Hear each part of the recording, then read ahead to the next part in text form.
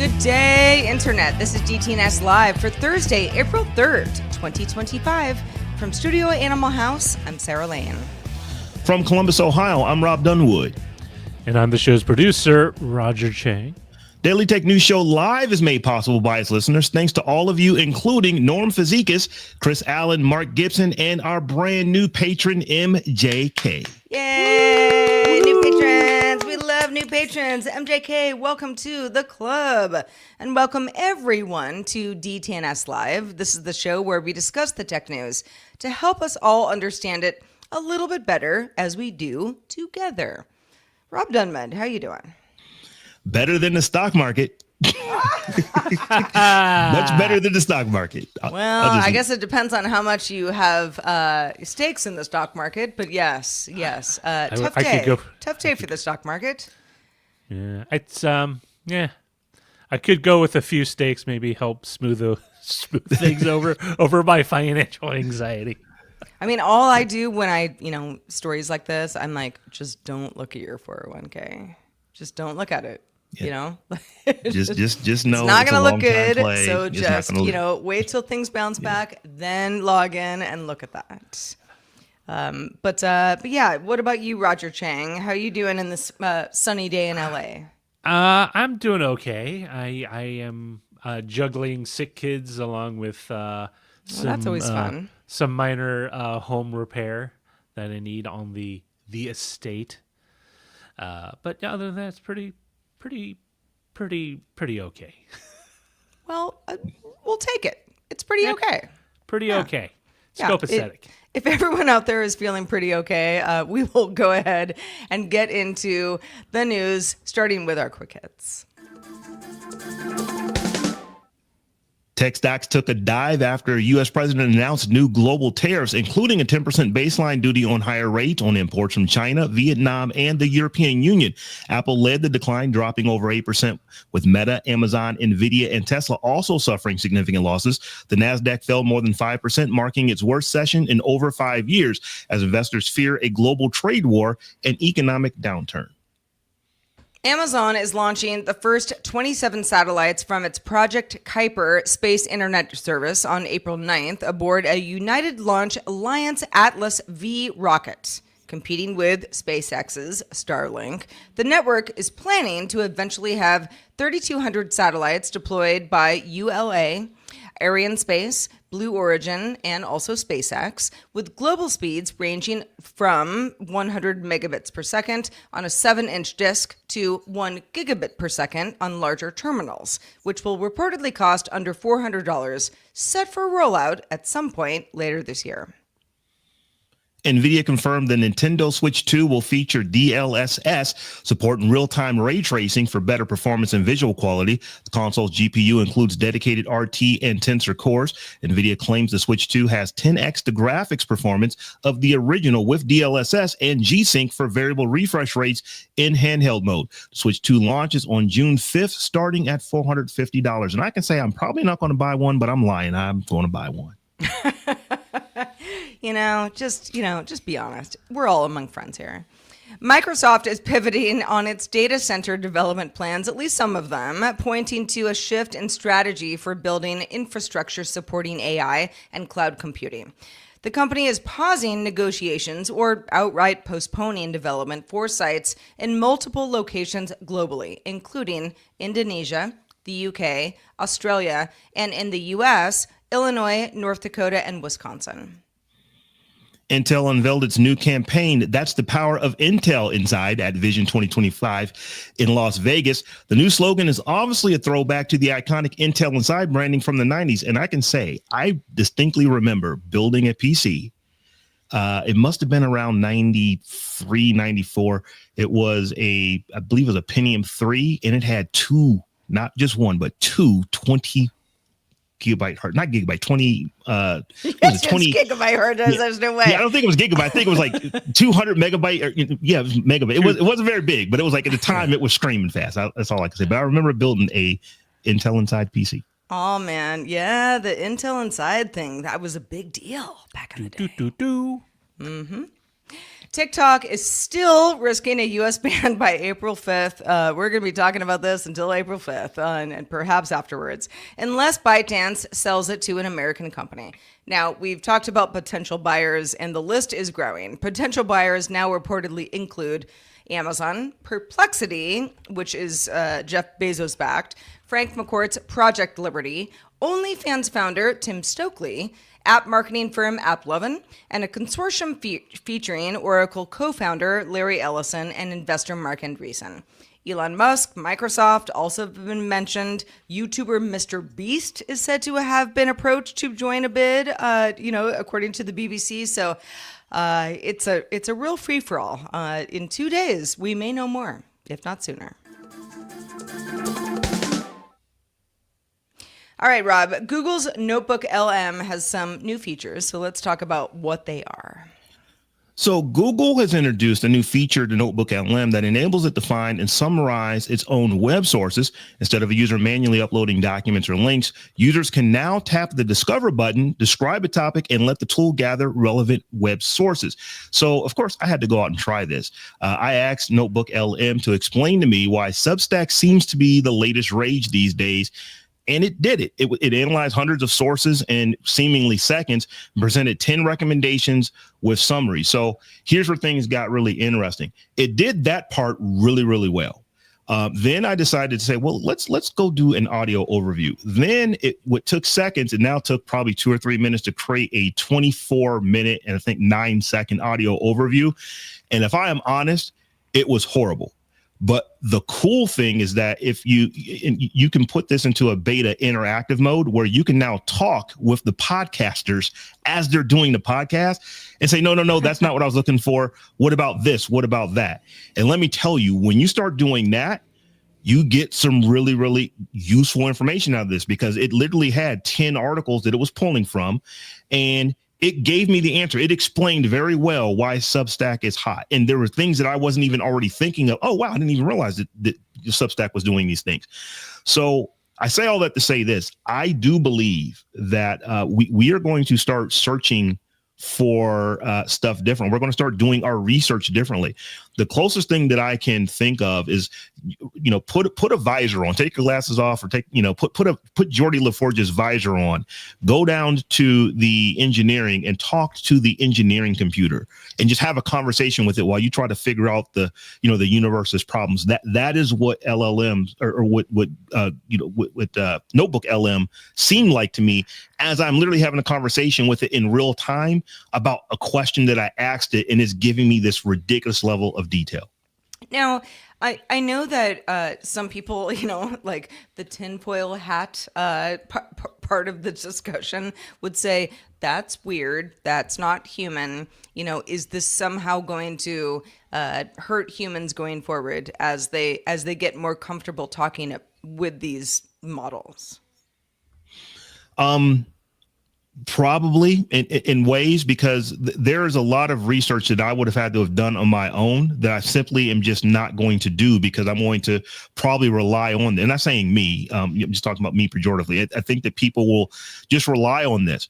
Where it becomes really interesting is that it is giving you citations.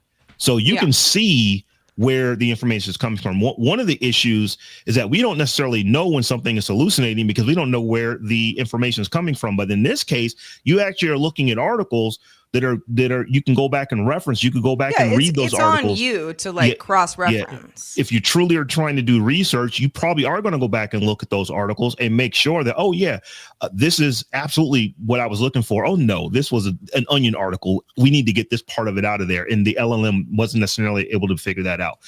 It was actually good. Like I said, if I were to, now go out and talk to someone about why I think this is, I can say that it wasn't a question I was thinking about before I typed it in.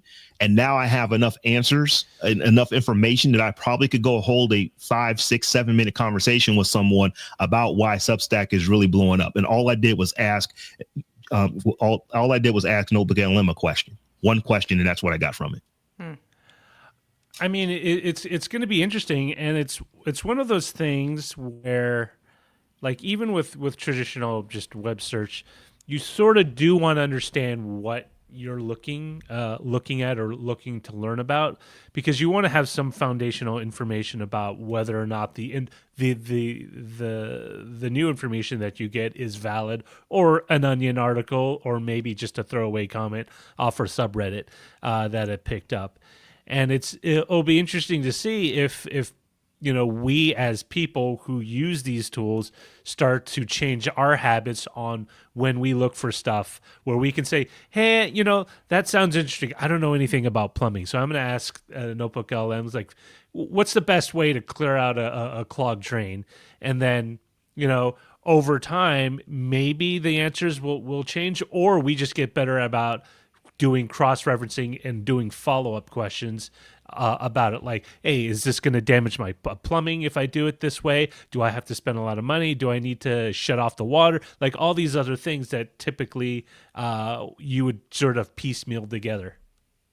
I also wonder, at what point do all of these models, large language, I mean, we have so many at this point, but, NotebookLM to me doesn't mean a lot. I'm like, I don't know, I'm writing in a notebook. Now, of course, if you're using the tool, you understand that it's not that, but, ChatGPT also doesn't make any sense. If you know what it is, then that's fine. But at what point do these companies be like, it's your best friend, or they all get renamed to something that just makes more sense for the general public because so many more people will be using them. So we are talking about Google. Google has never been accused of coming up with really cool names for pretty much anything. That's not their thing. So even though for someone who came up with the name NotebookLM means something, I think for people it's going to mean, oh, this is where I go to Google to just do research on stuff. That's what it ultimately is going to mean. This is how I do research. And I think what's going to happen over time is that, and one of the things I do appreciate about how Google does their models, it's not talking about what specific model it's using. It's just NotebookLM. It's just Gemini. I don't have to think about that. I've said this many times on this show that I don't want to know what model I'm using. I just want to ask a question and get an answer, and you figure out what model it needs to use on the back end. I don't know that that's what's happening here, but I don't think about what model am I using with NotebookLM. I just think I'm using the thing that's going to help me do research that is owned by Google, and it just works. And like I said, this is a very, very 1.0 type of situation here. Like I said, when it initially gave me the audio review, it was not good. There were 10 sources, and it literally, in a conversational way, it would say like, well, we got information about source 1, 2, 3 from here. Oh yes, we got information about 1, 2, 3. It was really good. And we got information about source 2 from here. Oh yes, it was really good. We got that information from there. It went through that iteration 10 times for the 10 sources, and then it got into the conversation, and that's when I started asking the questions. No, I don't want that. I want this. Oh, give me more about this. Let's dig into that. And it was able to do it, and it was relatively quick as it was doing. I'm literally having a conversation with it like I'm having a conversation with you right now, and it is modifying itself on the fly, and it really impressed me. Well, and yeah, then I think it gets back to that conversation of like, at what point does this seem human enough where people are like, I choose you, NotebookLM, instead of, figuring out things in the real world. And I don't know what the answer is to that. Sort of as an aside, this morning I was submitting I needed to submit an invoice for another pod that I work on. And, I was sort of like, yeah, I can do that. Nobody likes doing invoices, so like, let's see if I don't know, they can just make it up for me. And it really didn't work. It really didn't. Perhaps I didn't, my prompts weren't accurate because I had never done this before. I'm sure there are people out there who were like, oh, you can do invoices all day using a variety of models. But in this case, I used ChatGPT, and it was like, here's a CVS file. And I was like, it's not going to hold me. I have to do it from scratch. Yeah, these things, they do fall down fairly regularly, but they're getting better. every single day. And just before we move to our next story, I just want to say that Discover Sources started rolling out yesterday. That's Wednesday. And it will be available to all users in about a week or so. And Google also says the feature is the first of several Gemini-powered NotebookLM features that are being developed to make it easier for users to find reference materials. And like I said, I was actually fairly impressed with what this did for my first time using it. Well, we are going to roll on with some AI features, but this one's a little different. OpenAI's new image generation feature in ChatGPT has seen a big uptick in usage. More than 130 million users generating more than 700 million images since its launch last Tuesday, March 25th. That is according to the company, but assuming that the numbers are correct. The tool's ability to create realistic styles, think Ghibli photos, that was a whole thing last week, has driven millions of new signups, but also strained OpenAI's infrastructure, leading to some service delays. If you're on the free plan, as I am, you didn't have access to it, now you do, but it's still, you only get like 2 a day type thing. CEO Sam Altman previously acknowledged the challenges of scaling to meet demand. And also, the company says that India is now ChatGPT's fastest growing market, especially for image generation. But for anybody familiar with AI slop, that is part of an issue. And this harkens back to, it was summer of 2024 when I believe it was Media 404 who wrote up this really great article about AI slop on Facebook, like Shrimp Jesus, and just stuff that was being shared and shared and shared over and over because it was being offered over and over, and people were sharing it, and you kind of go like, oh, okay, well, but if you know better, then you don't share it. But here's the thing: Gizmodo notes in its sort of overhaul of what happened last year. And this is a really good article, and we will link to it in our show notes. Facebook's creator bonus program was designed to let people make money, being a creator. And it also contributed to a big rise in AI-generated spam. Creators could automate content and earn money. If you post 100 times a day, then you join the program and start earning money from things that get high engagement. Doesn't matter if it's a real photo or not. Is it crazy? Is it funny and everyone is in on the joke? Or is it confusing and people aren't in on the joke? Doesn't really matter. You just want engagement, and then you get money. So I wonder how much the kind of the perseverance of AI slop is going to continue with something like that. I wonder how much a company like Meta minds it, because the goal for them, the reason that they're paying users to create this information, if it keeps other people on the platform, which is what they ultimately want.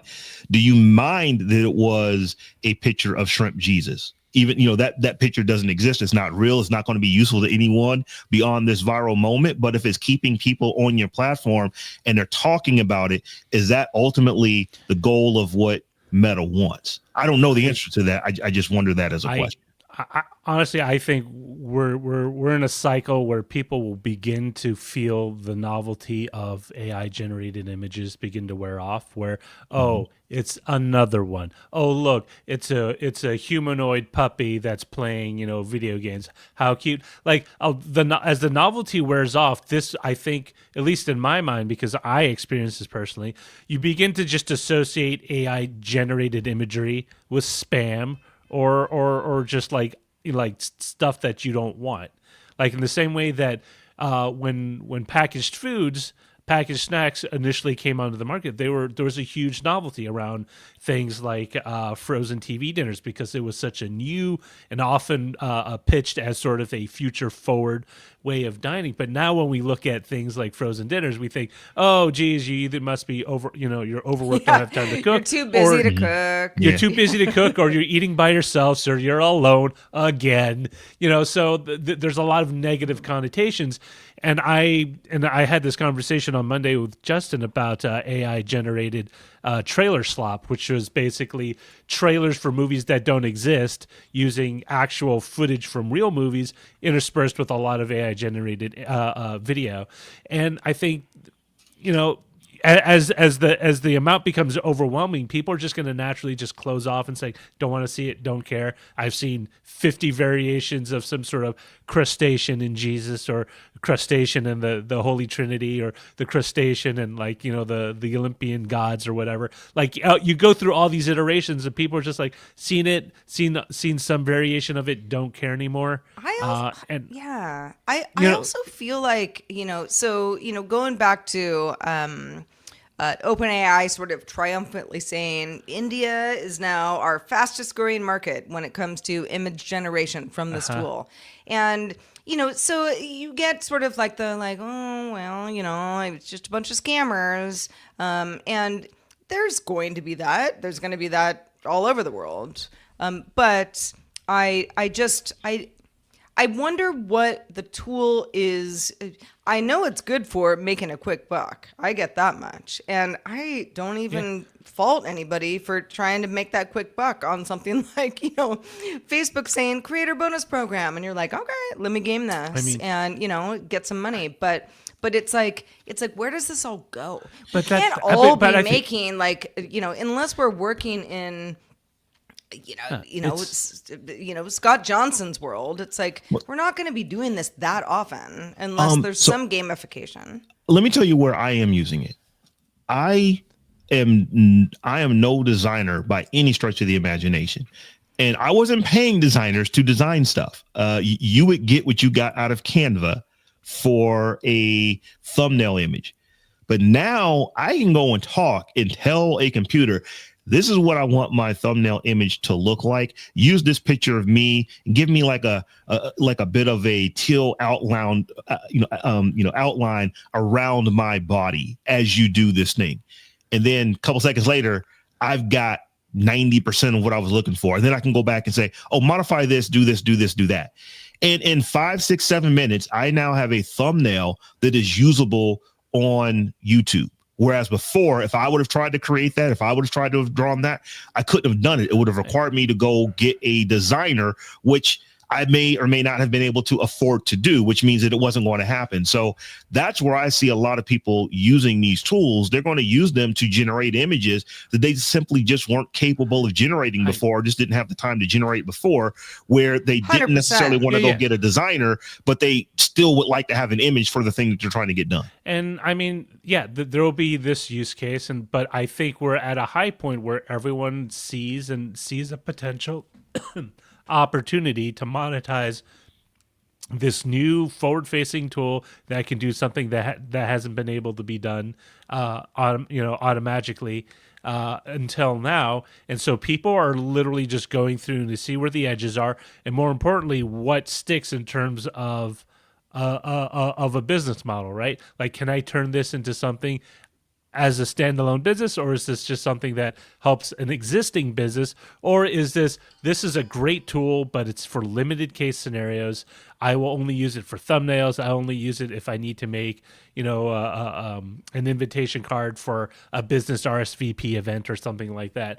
Because at some point, people are going to see it, and they're going to see a lot of it, just like when people got excited about, hey, I have access to over 200 fonts, let me use all of them. And people just said, like, yeah, I get it, you have access to a lot of fonts, and you used all of them to when make. When did that happen? Oh no, like in the late 90s, early 2000s, you saw a lot of really ridiculous font usage in signage and in typography. Oh, I see. Not all at once. No, not all at once, but there was a mode of a lot of crass stuff, and I think we're in that mode right now until people find out, okay, yeah, we can do this.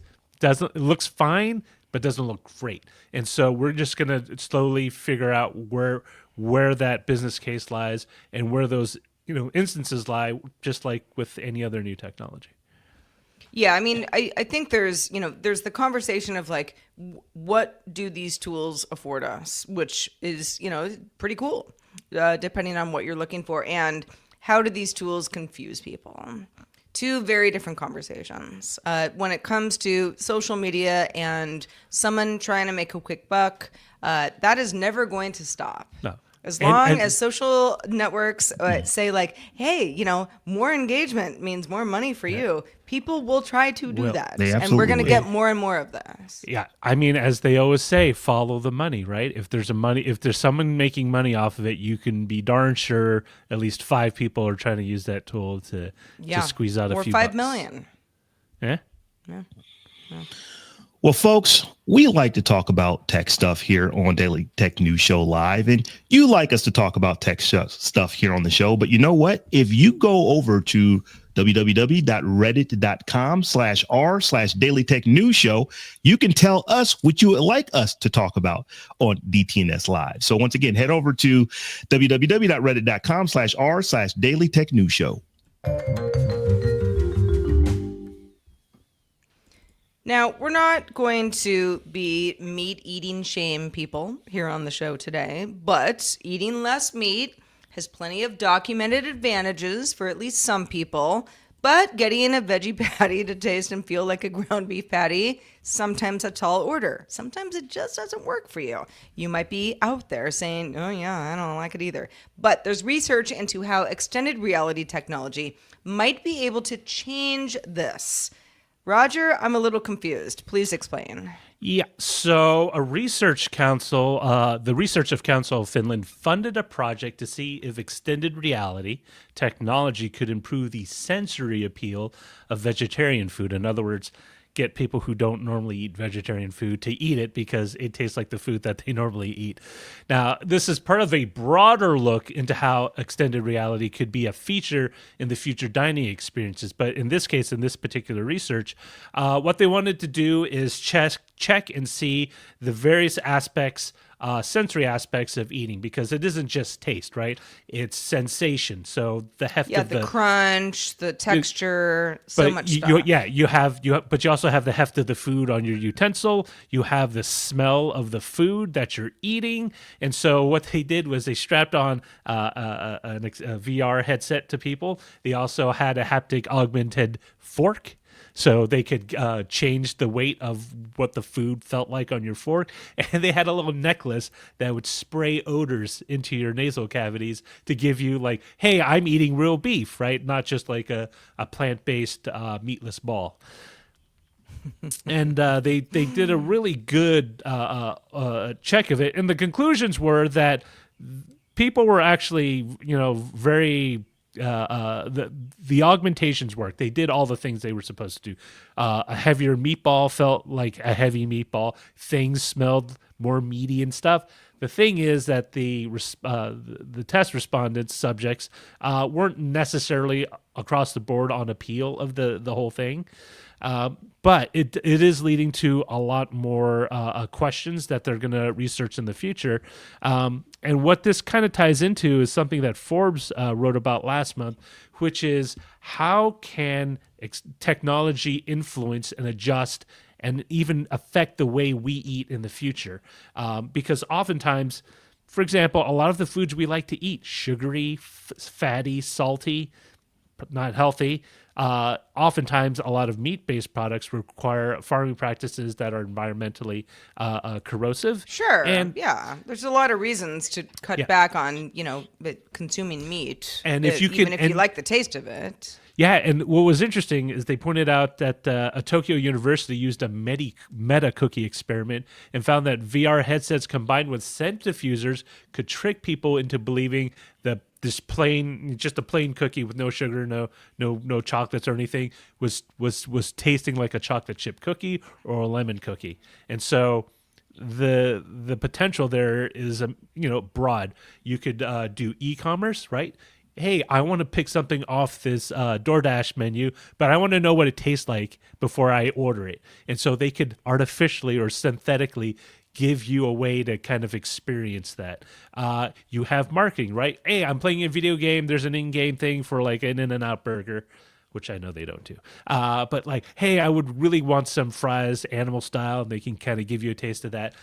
Would you guys be down for that? Would you guys be willing to explore the next frontier of eating experiences, even if they weren't actual food. It's just like a way I to trick your would. senses. Yeah. I don't know, Rob. I mean, what do you think about this? I'm thinking that if I were in the future and let's say I lived on a hovercraft that might have been named the Nebuchadnezzar, and all I had to eat was this white and yellow slop that kind of looked like tasty wheat, then I'd be all for this.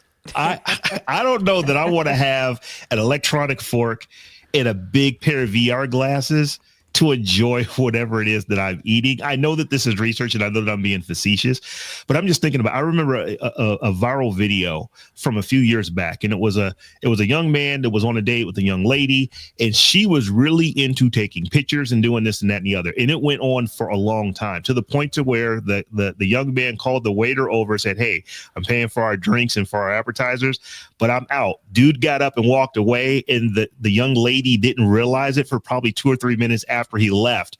And then she's asking the waiter, "Hey, where'd my date go?" It's like, "Oh, he wanted me to let you know that this date wasn't working out, and everything's paid for. You're good to go." I don't want to be sitting down at dinner wearing goggles and be less connected to the people that I'm with. So like I said, so I know that this is research and they're doing it for research, but if it takes me away from the human connection when I'm eating, that's one of the last places where we don't necessarily have our phones out all the time, or in some cases maybe we do. But I know for me, I wouldn't want to have some glasses on, an electronic fork to make the food that I'm eating taste like the food that I want to eat. And the glasses are there not to put you in a VR, but they're there to kind of hopefully at one point be more like AR and just like, hey, I'm picking up a piece of broccoli, and with these glasses on, look, it's like the Matrix. That broccoli turns into a big, porterhouse on my fork. And it tastes like that. Yeah. I mean, if all goes well. I mean, so here's the thing that I don't think this is really a restaurant thing. Maybe it could be. But it's more of, let's say, I don't know, somebody is cholesterol's through the roof, right? Like, you got to eat more veggies, and that person's like, I don't like veggies. It just makes me gag, when I eat broccoli type thing. I know people like this, and it's sort of like, if this were somehow able to make you feel more comfortable about eating food that is good for you, but you don't like. Your body says, I want to reject it. But if you get confused to the point, confused in a good way, in a healthy way, to the point that you then can do this without, I don't know. I mean, what's the alternative, right? Is that you don't eat that broccoli and you might have a heart attack. Well, sorry, go ahead, Rob. I'm thinking of a potentially real world scenario where this would work. We at some point, we already have folks who are on space stations for very, very long periods and stretches of time. We're going to have folks eventually in the not too distant future that are literally going to be traveling back and forth between planets. And those trips take a long time.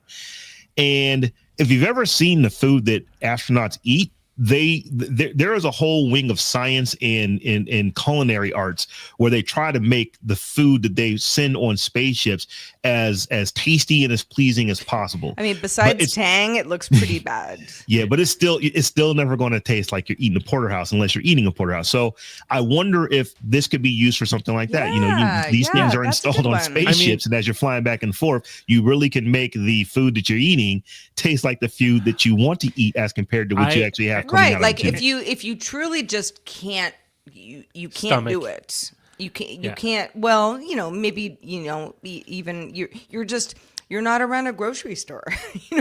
You're eating powder out of packets, like something that tastes like food. That kind of fires the receptors in your brain to make you feel happy, as we all do when we eat a meal that we like. I mean, food is a good morale improver. And what I was thinking when you were talking about the astronauts is my oldest daughter is a super picky eater, right? She has a very, very, very narrow range of food she can eat, or will eat, I should say. And like having something that at least would be able to encourage her to eat something else, or at least dietarily eat something else besides her like 4 main go-to food items would be beneficial, because I see this as something that could be useful in therapy, people with eating disorders, because oftentimes it's kind of difficult because there is a reflex, the sensational reflex, right? Because the taste, the smell, like if I bring fresh strawberries to my eldest daughter, she gets she gags out, right? She cannot stand that produce smell. And if there was a way to slowly change that, right? Not all at once, but maybe just a little hint of strawberry each time, she could get used to it and eventually accept it. Because, as the way it is right now, a lot of this technology, A, is still experimental, but B, I think it has a lot of potential outside of just, commercial business realms. It could be used for a lot of therapy. It could be used for things where, hey, I can't sit with dinner with my spouse because my spouse is on the other side of the planet for work, but we can have dinner together and we can potentially share a meal in a way that we find a little more acceptable than say, hey, what are you eating? I'm eating microwavable ramen. Or even, the idea of like, the spouse or friends, in the same room where someone's like, I want to eat this. And the other person's like, nope, I can't do that. It's like, can we somehow make this more communal? Because the, eating together experience is something that, we as humans want to do for the most part. But it's complicated because we all have different tastes. And the technology isn't just like the headsets and olfactory and a weighted spoon. There's, for example, at CES, they had that fork that would make things taste saltier because they would affect that part of your tongue that recognizes salt. So as this technology develops, it'd be kind of cool. I mean, some might see kind of scary because you're chomping down on cyanide pills. I cannot tell you how many people I've cooked for who would have wanted that fork, where they're like, Sarah, where's the sodium? And I'm like, we don't want to eat a lot of salt. And they're like, no, you need to salt this food. Well, I'll tell you what, Roger, you could probably change my mind if you could get a celery stick to taste like a stick of Twizzlers licorice. If you could do that, sign me up. Listen, in Star Trek, everything they eat is just reprocessed protein and some other elements that I will not discuss. But, it's just the same stuff fashioned in different ways. Rob, as a kid, did you not eat celery and cream cheese every day after school? Celery and peanut butter. Celery and peanut butter. No, that's another one. Definitely did that. Carrots and peanut butter sometimes. That's a weird one. But yeah. And if you cook carrots, they get really sweet because it's a root vegetable. Great way to get kids to eat it. No, these were definitely raw carrots. All right. Well, let's talk about taking photos. Apple is reportedly upgrading the telephoto lens in the upcoming iPhone 17 Pro, according to leaker Majin Buu, along with other sources, but this is the latest one. The idea is that the new 48 megapixel sensor will replace the current 12 megapixel sensor, which sounds like, oh, that's a big upgrade, but with a change in optical zoom, offering 3.5x 85 millimeter equivalent instead of the 5x or 120 millimeter available on the current iPhone 16 Pro. Some people might say, is Apple dialing back on this? The shift is said to improve portrait photography and just overall everyday use, with the higher resolution sensor allowing for better digital cropping to simulate zoom with less quality loss. So I thought we could go around the horn here and just talk about, as we use our smartphones for photography, which we all do. You might have, a real camera outside of your phone, but for the most part, let's be honest, that's how we're taking photos. What do we care about? Care about resolution. So I would say this: if Apple can do this and it doesn't feel like I am taking a step backwards, then they probably can pull it off. But if it feels like you went from a 5x zoom to a 3.5x zoom and it just doesn't feel like you have the same level of zoom, because technically you don't, then that could be a problematic. And I'll look at it like this. I just got a Galaxy S25 Ultra, And one of the big difference between the one that I have now and the one that I had before is that the S Pen before actually had a battery in it and it had Bluetooth, and I could do things like take a picture and all this crazy stuff that I may have used once or twice a year on the phone. But the fact that I don't have it, I miss it. Not because I used it. It's just I know that in my mind it was there and now that it is not. And that bothers me a little bit.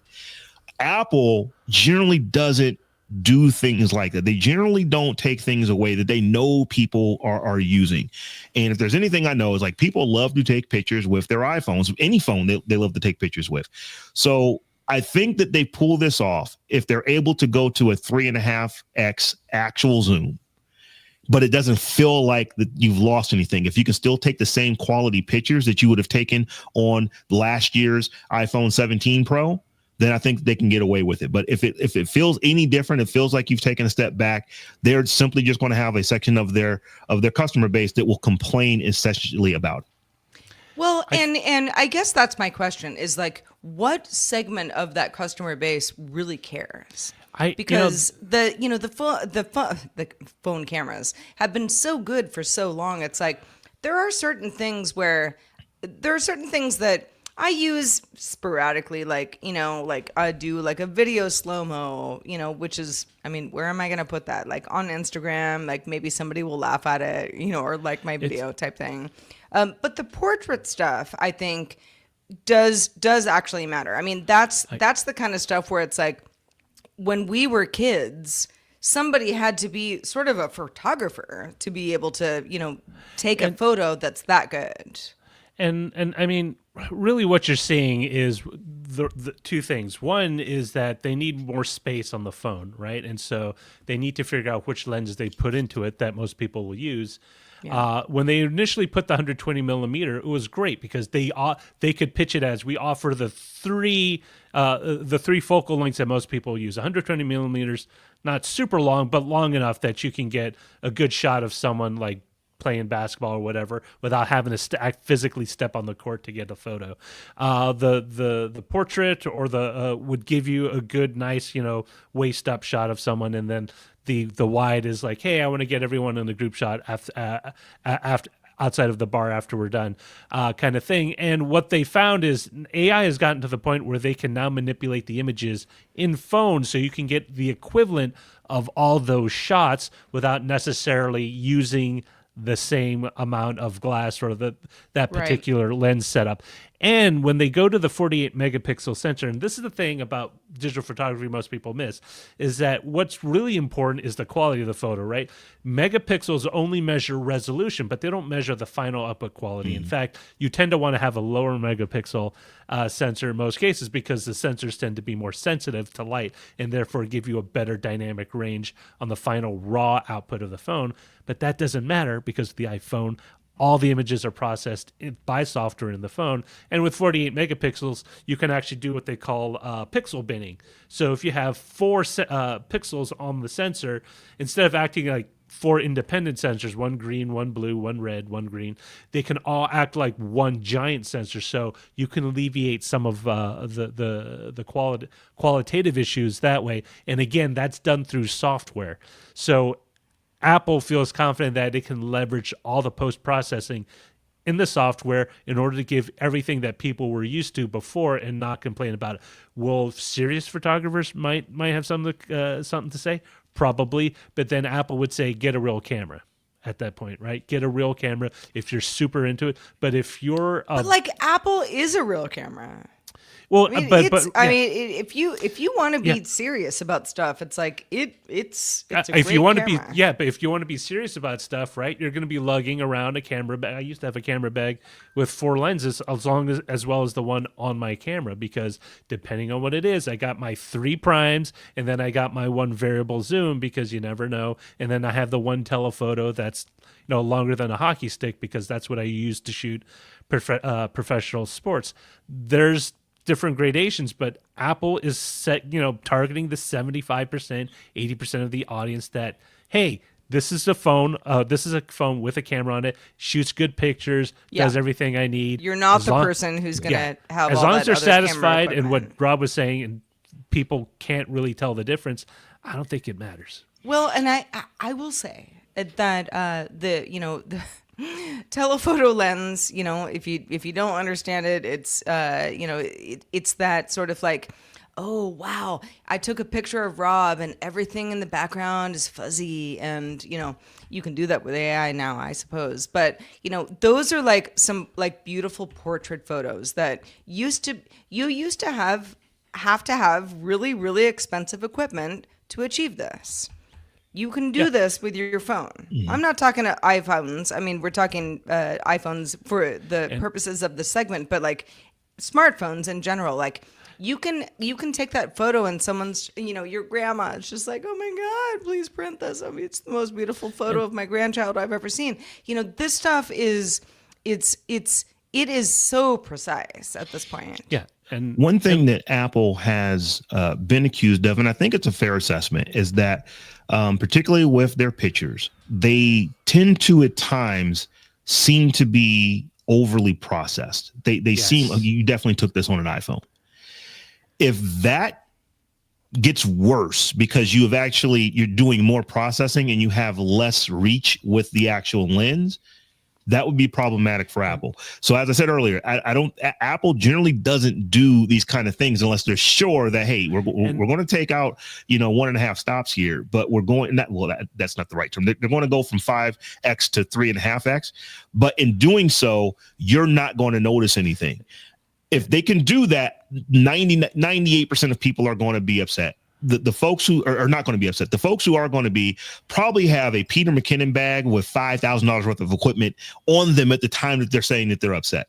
So I think Apple can get away with it, but they can't go backwards. They can't look more processed because they're doing more processing than they already do, because they already have the moniker of the really good phone that looks overly processed. But this is the thing, their processing needs to just look not as processed, right? So, and in a way you could argue they just need better processing. And the thing with focal length is not just the reach, right? When you shoot a zoom lens, your focus narrows down, right? As opposed to a wide angle lens, which is like this. So the more you telephoto, things in a shot, whether they're directly behind the subject or in front of it, they feel closer together. There's an image that is produced. And you could not get away with doing that before, even with a cropped sensor, with shooting with a much larger lens, because you could sort of see it. But with post-processing that I think Apple was trying to implement, they might have gotten some way to kind of alleviating that effect. So in essence, sort of fooling people into thinking the pictures are much better than what they originally shot. I mean, listen, if it's a good picture of my dog, it's a good picture of my dog. And sorry, I took it with my, iPhone on the floor after eating a spaghetti dinner. All right, so we have stuff in the mailbag, so let's get to it. On Patreon, Tim had thoughts on a discussion Tuesday about Amazon's push to give theaters exclusive windows to show films. And Tim writes, there is nothing that can get me back into the movie theater anytime soon. Brian Brushwood tries to make this argument on Cord Killers all the time, but so far, the home viewing experience is superior in every way for me. Control the temperature, no people on cell phones or talking during the movie, pause it for a bathroom break, bring my own food, snuggle with my kitty during the movie, and on and on and on. Oh, and Bill also followed up with this post. You guys basically hit on all the points why I don't go back to the theater. During the pandemic, I upgraded to a 65-inch OLED TV, Dolby Atmos speaker setup, modular sofa. I can put it together in almost like a big bed setup, popcorn machine, and buy boxed candy like the movie theater has for $1.25. I will keep saying this, that the tastes of people have changed. Like the mindset of going to the theater with your friends and all that, I think has passed. I think as a society we're looking at new innovations, and the most salient parallel I can see to this is the arcade, right? Before, to play the arcade style or quality games, you had to go to the arcade. Play it on the 2600. Yeah, it's Pac-Man, but it isn't Pac-Man. Well, the whole movie theater thing, I think at this point is, I mean, for some people, they're like, I don't have a big TV at home and, it's still fun. Got it. But for a lot of, the rest of us, especially post-pandemic rather, It used to be that like if you wanted to see something immersive, and great audio, it's like you go to the theater. I mean, maybe you was could an like watch it on experience. VHS at your home like years later, but and you would be like, is this movie even really that good? And then there's that conversation with people who are like, you have to see in the theater. It's just that's Yeah. the It's in experience IMAX. you have to I- have. Yeah, exactly. I watched Lord of the Rings, all three of them in IMAX with Dan Hewer because he dragged me, and I was Well, there you remembering it's go. like it's so big. I'm literally craning my neck to see Yeah. like all of Frodo, and Frodo's a short guy, right? He's not a towering subject, but when you have an IMAX with the 4-story screen, you're like, I can't see too Well, much. and But it was like, the experience sure, that the made it. That IMAX made experience, it like we're not really But- replicating, but like we're no, but getting that's the thing. close. They offer IMAX experience. Like if you have a 4 or 8K TV, they offer an IMAX experience if you're willing to sit a few feet closer to your TV. Really? Yeah. Yeah. I no. No. In the before I like where times- my couch is. In the before times, my wife and I, we were movie goers. It was just like a quick, easy date. We would go sometimes in the afternoon. We would go to 6-7 movies a year.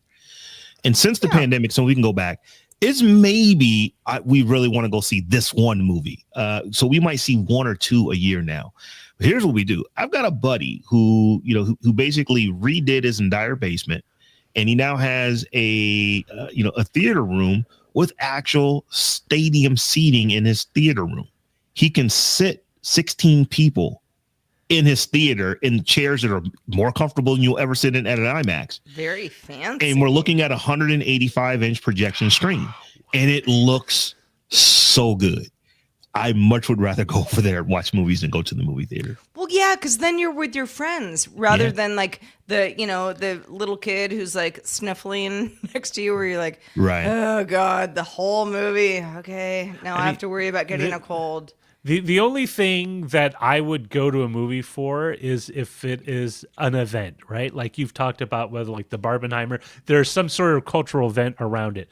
When Star Wars, the original trilogy, came back out, there was huge lines and there was a lot of like-minded people that were super enthusiastic with the franchise, that you had people like in the hundreds just line up waiting to go see it, even though everyone's seen it 5 times before, because you're going for that sort of experience. And honestly, I don't think theaters today offer that experience on the level I think people are willing, A, to pay for, B, to hassle through to find parking and the rest, and then the concessions and everything else. I mean, my parents used to, well, according to them, somebody would sit in the trunk so that you would go and watch an outdoor movie, because they didn't want to pay for Oh, the everybody drive-in? that was in the car. Yeah, the Oh, drive-in. I got one for you. My cousin used to live over there by the Cow Palace down the south end of, the southeast end of San Francisco. His apartment was looked over where the drive-in is, so if he would want to watch a movie, like they couldn't hear it, but they could see the screen, and so he and his buddies would always sit up on the hill and just watch it. And Yeah, I just be remember- like, I think that's what they're saying. Yeah, I remember in high school, a buddy had a van, and there was a drive-in where you could go on certain nights, and it was whoever you had in the car, they got in for one price, so they charge you by the car, not by the people in it. And in his van, we literally would try to get 15, 16 people in the van, and we would all have like lawn chairs. So when we would get to our spot at the movie theater, you got a bunch of teenagers now that are pulling out the lawn chairs and just sitting right in the parking lot I love of it's the like sort of the drive-in. clown car Yeah. where they're like, oh, where And did he'd these teenagers keep the come doors from? open with the speaker so everybody could hear, and it was like a good time. So that's how that's how I would love to enjoy a movie today, to do it in an old van with 16 of my high school man. friends. I mean, trying to wrap up this conversation. I mean, I love the movie theater. I always have. I don't go as much as I used to, and that's for monetary reasons, and also just I don't know. Life has changed. I can pretty much watch everything on my couch if I really want to. But yeah, it's I definitely get how other people just aren't doing that anymore, and I wonder what that's going to mean for these like really nice, cool stadium seating, you can get a glass of wine and some popcorn type thing. There's going to be a transition that they've been doing for the last few years. There's a transition period, and we're going to see it with like the Alamo Draft House, where it's either more upscale, more concerted to be a little more plushy, or there might be things where they just convert out theaters to a YMCA, like they did down on Van Ness a while back. Oh yeah! Oh my gosh, that theater! I saw Robin Williams there one night. It was. Did you high five him? No. I pretended I didn't know who he was because I was trying to be cool, but it was fun. That's yeah. I would have been like, "What's up, Mork?" Yeah, and he would have been like, "What's up?" Well, remember, you can send in your comments to feedback@dailytechnewsshow.com if you want to talk about nostalgic things, about movie theaters. You want to talk about AI. You want to talk about tech news in general. Please know that we are here for you. Send us stuff early and often. But okay, Rob, we've been looking through some show titles. We have quite a few of them. It's been a lively group. Kudos to all of you today. What have we got? It has been. So, folks, you have been submitting your show titles over at dtns.showbot.tv. And we've got some really good ones. I want to start here with Scooping the Drive-In Theater by the Reverend B. Mike. And here's one I really like here. The stake is AI Lie. By Ledwin. That's a good one. That is a great play on words right there. We've got Zoom and Enhance with AI by G. James B. Tasty Wheat Glasses, the Reverend B. Mike. Faux Food, The Final Frontier. That's also a good one by C-Spy. Can AR make your veggies look more appetizing? JPEG 84. AI Slop, Company Good Gold question. by C-Spy. Yeah, that's a good one. AI Slop Company Gold. There's a lot of AI slop, also JPEG 84. So, Sarah, what did we decide to go with? Well, this was a tough one today because you guys you've been having fun with food puns, but G. James SB won with Brocco-Lie. Nope. Get it? Get it? Yeah. I even love broccoli. It's not a Brocco-Lie if it tastes like broccoli. So good, especially with cheese. Oh, I mean, listen, you don't have to tell me about I love broccoli, but I know people who are like, ugh, broccoli, no. If it's It is such a Brocco-Lie, delicious vegetable. Delicious. But if you can't deal with it and you wear the headset and it tastes like, I don't know, nachos, go for it. Yeah, that'd be good. Everything tastes like nachos. That would be, I would say I would want that, but I'm like, probably after like 1 week, I'd be like, maybe not. Well, I mean, that's the same with any food. You can't eat the same thing forever and be happy. I beg to differ. I can eat Twizzlers every single day of the year. But not for your entire meal. What else are you going to eat? Have you tried to eat a bag of licorice as your meal, Sarah? No. You probably shouldn't. There's probably a lot of health reasons why you shouldn't. But have you tried it? Because you can eat enough licorice to where you get full off of it. I've done it. I've done it more times than I probably should have. I love Rob's wife is like, want dinner? No, I'm good. I'm very full. I twizzled out off the licorice. Yeah. But all right, one thing. Let's talk about people who have thanked us for this. Rambunctious show of ours. We always love our listeners. We love the audience that participates in the show, especially in the Twitch chat. We have Zoe Brings Bacon, cheers on with bits, as well as resubscribing for 48 months at Tier 1. They've been subscribed for 71 months. And Nick with the C resubscribed for 18 months at Tier 1. And yesterday for Technique for giving us a shout out to 59 viewers. Yes. I would like to give Abdullah a shout out for giving us a raise on Patreon. Thank you.